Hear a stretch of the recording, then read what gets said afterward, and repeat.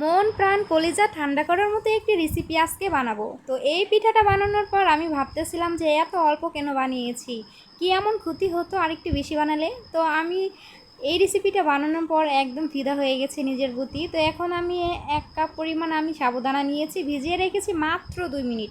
এরপরে আমি পানিটা ঝেঁপে নিব একটা ঝাঁপির মাধ্যমে, আর পানি থাকলে কিন্তু এটা ভালো হবে না। তো আমি এখানে চিনি লবণ দিয়েছি সামান্য পরিমাণ, আর আপনারা চাইলে আপনাদের ইচ্ছে মতো দিতে পারেন। তো আমার পারফেক্টলিভাবে কিন্তু আমার এই ডোটা হয়ে গেছে।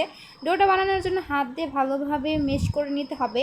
তো দেখুন কি সুন্দর হয়েছে এই গোলটা। আমি তো দেখে ভাবতেছিলাম আলহামদুলিল্লাহ অনেক সুন্দর হবে এই পিঠাটা, মনে মনে ভাবতেছিলাম। তো দেখুন আমি সবগুলো পিঠাই কিন্তু এভাবে গোল করে নিব, আর আপনারা চাইলে একটু ছোটো বড় করে নিতে পারেন, আমি একটু বড় করে নিয়েছি। আর এই পিঠাটা বানানোর পর কি বলবো যে আমি আগে কেন এই পিঠাটা বানাই নাই। তো আমার কাছে খুবই ভালো লাগতেছিল ওই পিঠাটা।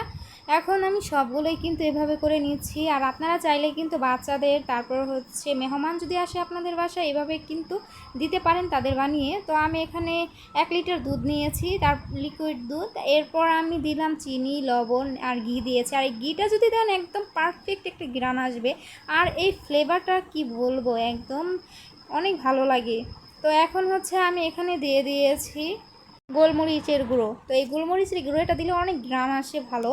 তো এখন আমি সবগুলোই কিন্তু সাবুদানার পিঠাগুলো দিয়ে দিব, আর দেখবেন 5 মিনিটের পরে অনেক সুন্দর হয়ে যাবে। তো আমি এখন দারচিনি এলাচ এই যা যা আমার প্রয়োজন সবগুলো আমি নিয়ে নিচ্ছি 2-3টা করে। আর এইটাগুলো দিলে কিন্তু একদম গ্রান আসে, মনে হয় যে মিষ্টি জাতীয় কিছু খাবার।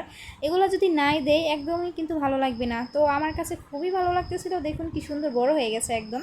তো ইন টোটালি পারফেক্ট হয়েছে এক কথায় বলতে গেলে। তো আপনারা চাইলে কিন্তু একদিন এভাবে ট্রাই করতে পারেন, আর এখন যদি এভাবে একদিন বানান বুঝতে পারবেন কেমন লাগে। নিজের হাতের জিনিস যদি ভালো হয় একদমই নিজেকে তারিফই করতে হয়। তো দেখুন কি সুন্দর হয়েছে। আমার তো দেখার পর আমি নিজেকে কন্ট্রোল করতে পারতেছিলাম না যে এত সুন্দর পিঠা আমি নিজেই বানিয়েছি। তো আপনারা চাইলে কিন্তু এভাবে অবশ্যই ট্রাই করবেন। আশা করি সকলেরই অনেক ভালো লেগেছে আজকের এই ভিডিওটা। তো আমি আমার ভাগ্নিকে দিলাম, ও তো অনেক খুশি। তো সবাইকে বিদায় জানিয়ে যাচ্ছি।